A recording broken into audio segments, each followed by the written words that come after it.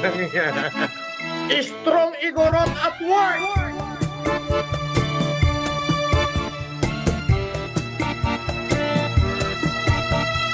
Ni hindi ko makuha maghilamos at magsuklay. I don't even have time to brush my teeth. You are not Marcos! Scammer! Ilips mo yung edits ko, bobo. Hindi pa nasiset up. Ngayon pa.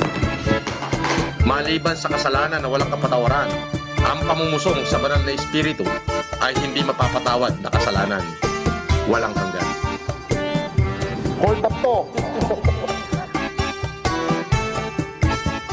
Bye-bye! Bye-bye! Nagat ako.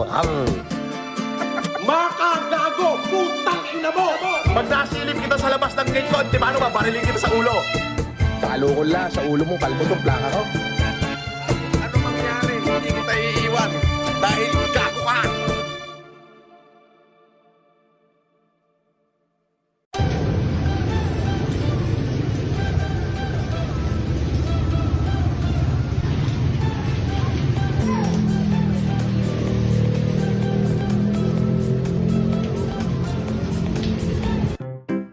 Hello, I am the friendly ghost, Casper, and I have a small quiz for you. What kind of Mangasin will we see in this episode?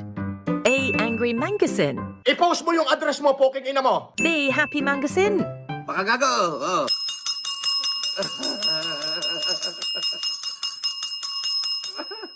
C. Pastor Mangasin.